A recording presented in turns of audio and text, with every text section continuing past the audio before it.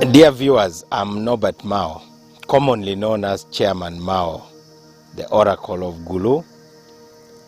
I'm the President General of the Democratic Party and Minister of Justice and Constitutional Affairs.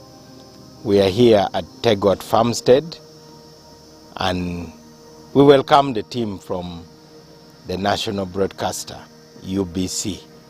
We hope our story will also contribute to the UBC mission of inspiring Uganda.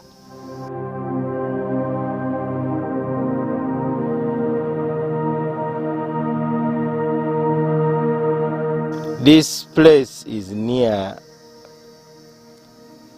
a place called Got Atoll, which is Atoll Hills. So Tegot means mountainside. You can even call it hillside because we don't have really big mountains here. We are not exactly on the foothills of Atoll Hills, but we are very near and we are on the road. So we got the name and gave our farm Tegot Farmstead. We call it a farmstead because it's not as big as many of the farms are. It's a farmstead because it is the biggest small farm in this area. Actually, the biggest asset in here are the shea butter. Oh. The shea butter trees have been preserved there. We harvested a lot of bananas, but there are many that are coming up again.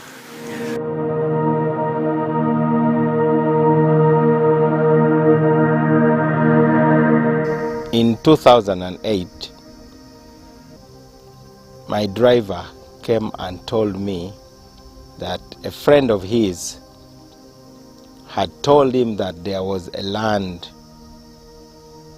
piece of land available for sale in this area, which is now in Unyama sub-county, about 12 kilometers east of Gulu City. So I came and had a look. I learned about the ownership of the land because this is not where my family comes from. My family comes from Lacho, which is within the city, and then our rural home is in Powell in Bana, almost 100 kilometers in Amuro district. I liked the land. It appeared far and the war had not yet really ended. There were still unsafe areas. So I met the family and we agreed. They were selling this land in order to pay what is called blood compensation, Cholukuo, or among the Banyankore, I think it is called Okukaraba. The family had resolved that they needed to sell 40 acres. And that in our culture is a genuine reason for selling land. So we negotiated and they gave me an offer which I accepted. The whole 40 acres was sold in 2008 at 12 million shillings. I had 3 million shillings on my account, and then I went to Centenary Bank and spoke to the manager called Baden Powell Obote. And I told him I needed 9 million shillings and I would pay back from my salary as LC5 chairman, which position I held at that time. So I paid for this land in full and the agreement was signed along the road. And my plan was that I would build a country home here and have a small farm here. I then went to the leaders of the Ministry of Works to request for heavy machines. I told them I needed to build a road around the farm and that I needed to clear about 15 acres so that I could then bring a tractor and grow some crops. Engineer Karani, the head of the Ministry of Works regional office in Gulu, told me he could give me a couple of days, but I would have to buy fuel and that I would also have to pay the operators. I requested for a wheel loader to get maram, which would be used to make sure the road around the farm is compacted with maram. I requested for a tipper lorry to carry the maram. I requested for a compactor to compact the maram. I requested for a grader to grade the maram and the road. I requested for a bulldozer to clear the bush and uproot the trees. And the machines were delivered. I had to pay for a low loader to bring the bulldozer and the compactor. So we opened 15 acres. We bush cleared it, as they say. And then we built the road around the farm, 1.2 kilometer road. And then we built another road of 270 meters from the main road to the spot that I had identified as the compound. And then when all that was done, we came and brought a tractor and plowed 15 acres, then did the second plowing after some weeks, brought a disc harrower, and then we planted maize, 15 acres of maize, and the yield was so good, we made 24 million shillings out of that maize, and we sold it very cheaply, but we got a lot of money. The yield was simply so high because this land had been lying fallow and unused for decades. Remember, this was part of Joseph Koiny's operational area, so there was no life here before that time. So that is the beginning of Tegot Farmstead.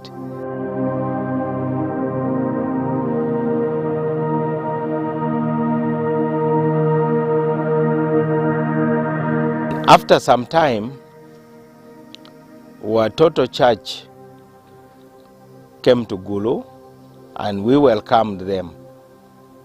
They needed a place to train some women about farming. At that time, I was too busy with politics. So I told them, you are welcome to use my land. After all, I had a grass-thatched hut here. I had a pit latrine. So I told them, you are welcome to use the land. You don't need to rent it. But I hope you'll be kind enough to help me uproot the remaining trees. So for more than 3 years, close to 4 years, they were here. They used the land for training women on farming. I think they were growing some crops here, like soya beans. And they uprooted. They actually cleared the land. When they handed the land back to me, I then went back into growing soya. I invited a good comrade with whom we had been in our politics, a businessman from Gulu called Ojok, and requested him to come and live here. And I told him, please, you are not my employee because I can't afford to pay you, but you will have the responsibility to keep this land, and you also can grow whatever crops you want. And it was disorganized. We would grow soya on one part, we grow maize on one part, we grow the peas, what we call la pena, on one side. Sometimes we would try rice, sometimes we would grow cassava in a kind of chaotic fashion. Sometimes we would make money by growing soya. Sometimes we would make big losses. One time, because of poor post-harvest handling, we lost the whole container of soya beans, which would have given us more than 40 million if we had handled it well.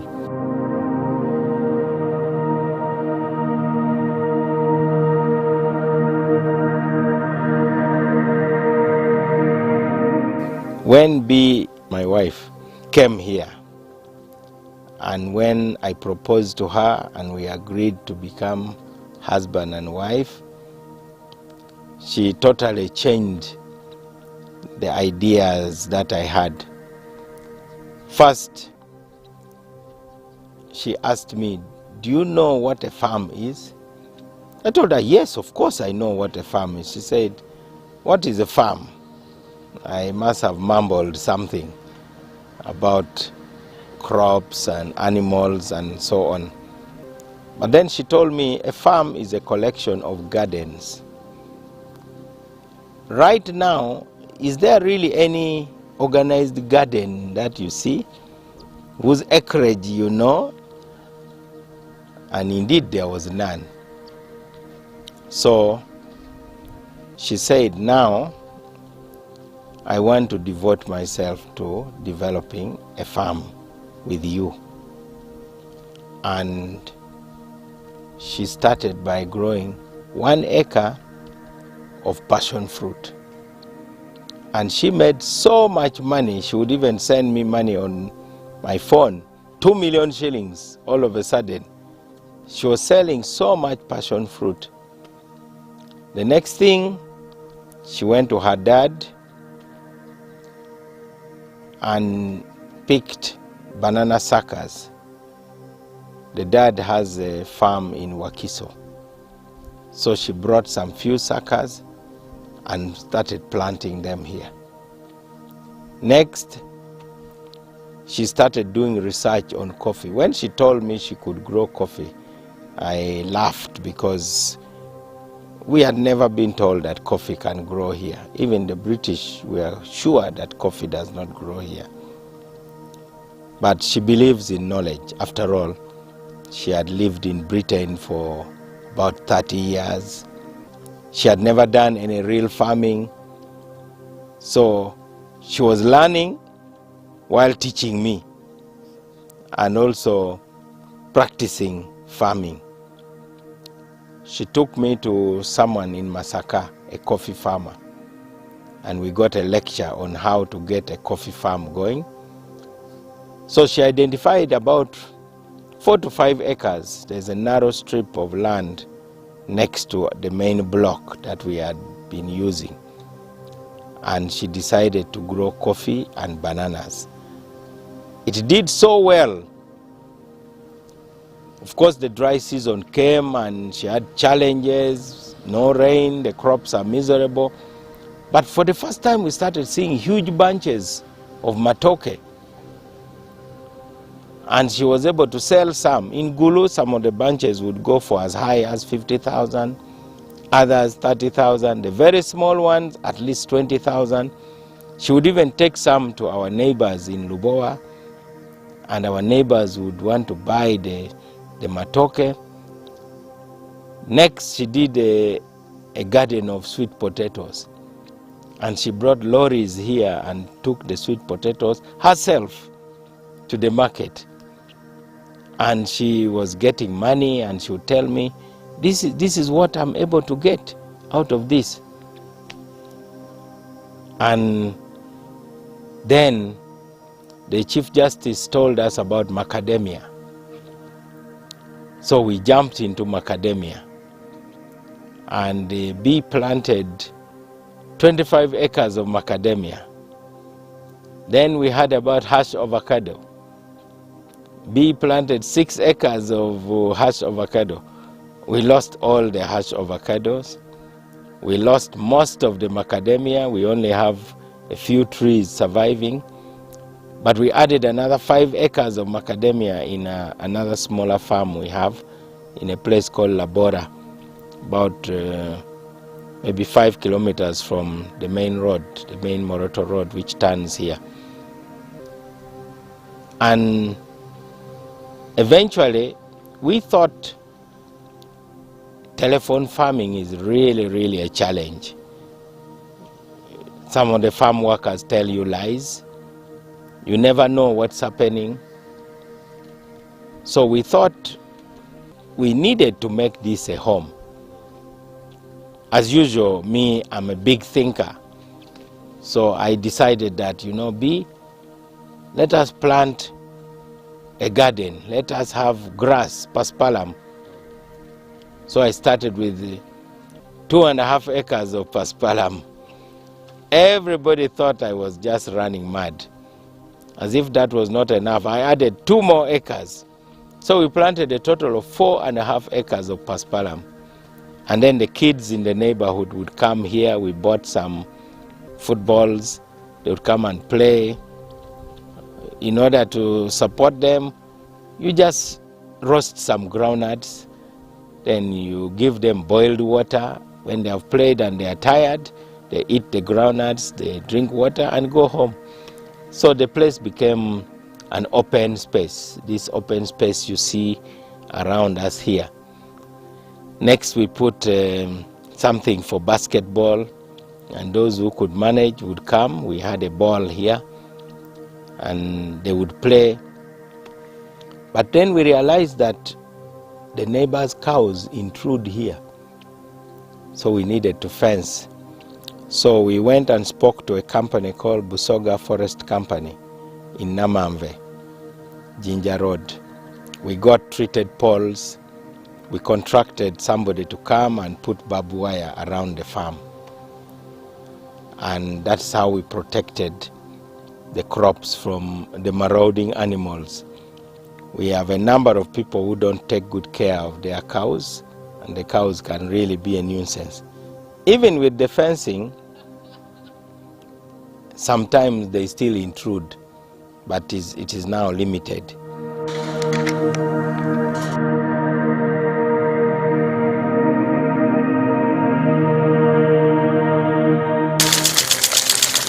A small patch of only 1.2 acres, it's possible to irrigate it using this kind of sprinkler.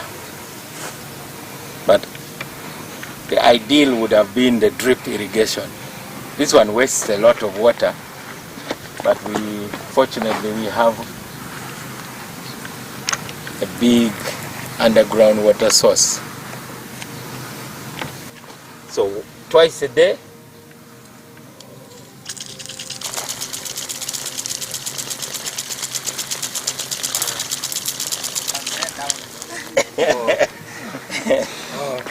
the pawpaws, we have got lime, we have got lemon, we have got tamarind, we have got sour sop. Others I don't even know them. There's one they call dragon. We are still doing an experiment. But the key is to have good management. This is where the passion fruit was first. Now, in order to irrigate the rest of the land, we have got to raise 40,000 liters more. So we hope the contractor will come at the end of this week and raise these tanks. Then we can irrigate more than 25 acres using drip irrigation. So we have done some experiments. One day, Bee wrote some ideas and she called it Coffee Plus. She decided that this is a point of light. And as the Bible says, let your light shine. That let this light of Tegot Farmstead shine in the whole of Unyama sub-county. And she told me, I cannot work in the whole of Acholi, but at least I'll make a difference in Unyama sub-county. And I hope people will understand that I want to make a difference in Unyama sub-county. So she approached 15 neighbors and told them, please have at least 1 acre of coffee. And I think at least maybe 7 families have so far started small coffee farms. They get even banana suckers from her garden. Then she decided that she should invite some people to come, starting with the neighbors. So the neighbors came here. There were over 200. And they sat under the trees here. We have some shades. So she talked to them. I went and bought a flip chart from Kampala. I brought it. And I told her, now you are the teacher. What makes you a teacher? Your knowledge and experience. You have made mistakes. You have been learning. Now you are in a position to teach. You may have a professor in a university teaching people about coffee, and he doesn't even have 1 plant of coffee. You have an opportunity to teach people to learn by doing. When you are talking about the measurements of coffee, the size of the pits, how long cow dung should take in the pits, you are talking from experience because you have done it and you know it. The aim is not to give these people certificates to hang on their walls. Your certificate should be your garden. So when we are appreciating people, we do not appreciate you with a piece of paper that you have now attended. We believe in applied knowledge, and that is B's hands-on approach. Because B worked for many years in Microsoft at a time when computer technology was just being popularized around the world. And she would drive all over England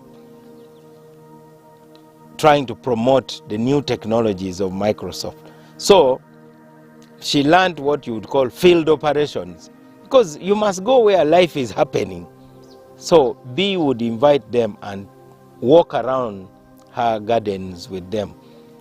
Sometimes, of course, she brings people from far. One time she brought people from Pachilo. Pachilo is in Atiak on the way to the Sudan border. She needed to bring about 70 people, and she needed transport. So I told her, all these schools and even Gulu University, they have buses that are always packed. Why don't we use these resources and share them? So I called the university administration and I asked them to lend her the bus for a day. And they did. She put fuel, paid the driver, and the bus went and brought the community leaders here. She put up a small tent and she cooked the food herself, and everybody ate. She facilitated the meeting. They visited the farms, and people went back convinced that it is possible to grow coffee in Acholi and that it is possible to have bananas in Acholi. You just have to make it a habit and create a routine for taking care of your farm. There is a hazard promoted by government. Whenever people hear about a seminar or a conference or a workshop, then people are thinking about getting a catering company that charges you 30,000 per plate of food, when it is a posho, maybe some rice and meat and beans. Surely that does not cost 30,000 shillings. We are deceiving ourselves. A bottle of mineral water, they will tell you 3,000 shillings, at least 2,000 shillings. And then they will go into hiring tents, hiring chairs. Then you hear about transport refund. Then you hear about paying facilitators a lot of money. Even an MC, somebody to chair the meeting, they bring somebody. So that is why the trainings are not effective. I'm speaking from experience. I opened up the Gulu Legal Aid Office for Uganda Law Society. It is the first ever legal aid project office in northern Uganda.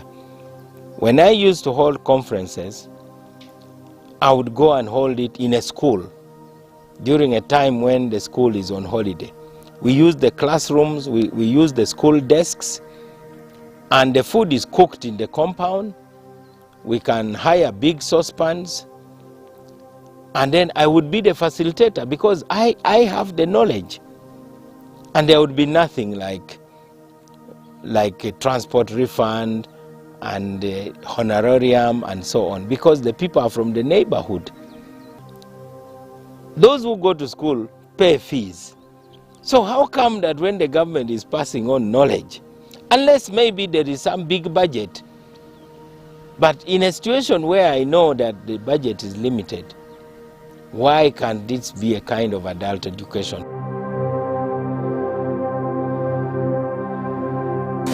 Actually, farmers need to learn from one another. Exactly. I think OWC should have a kind of farmer-to-farmer initiative. Yes. So that farmers can visit each other. Exactly. On various farms. On various. For instance, we call them enterprises. Yes. So, like today, we could have maybe 20 farmers gathered here. Yes. We share our frustration, we learn our stories, yes, whether complaints. Correct. We make sure that we are together. Exactly. Operation Wealth Creation is a good program. It has turned upside down the World Bank's obsession with poverty alleviation. And OWC comes and says, we want wealth creation. And wealth creation means, how do you get a bucket of groundnuts out of a handful of groundnut seeds? It's about multiplication, multiplying wealth. And multiplying wealth also by turning the groundnuts into paste, by packing it and taking it to the supermarket. It doesn't need a PhD to understand it. And these are the things that General Saleh is always articulating, because it resonates with the villagers. And OWC has succeeded primarily through distribution of quality seeds. It has reached out to many people. Secondly, I wish OWC would now close the technology gap between the haves and the have-nots. 20 years of war can cause trauma, and 20 years of war can change people's outlook. It disempowers. The answer to that is not to lecture people that they are lazy and so on. The people who come here and say, there's a lot of empty land, why are you people poor? I think they need to go through the same experience first. For those from other parts of Uganda, the wiseacres who are lecturing us about how we leave land idle and so on, I wish they could experience 20 years of war. If Luwero, which had only 5 years of war,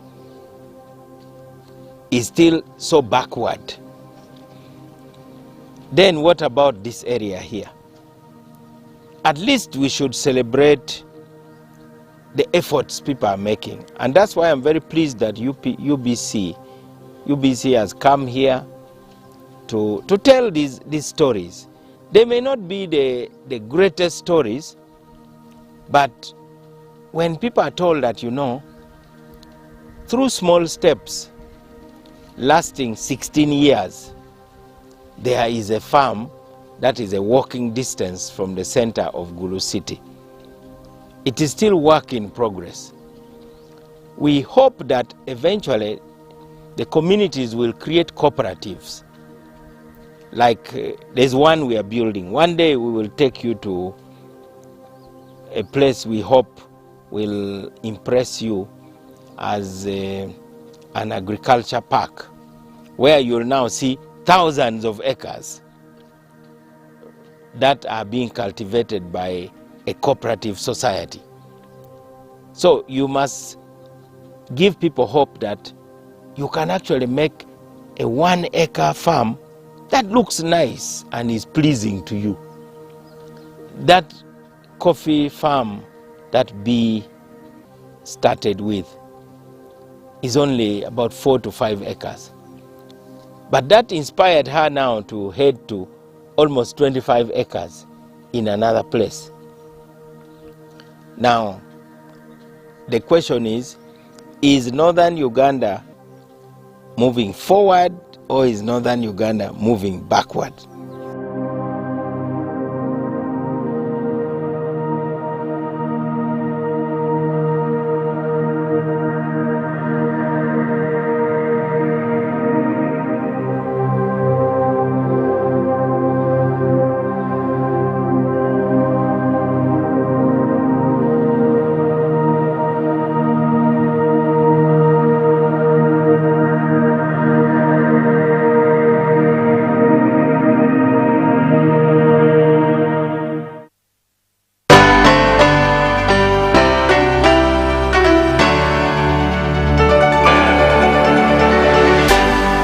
UBC, inspiring Uganda.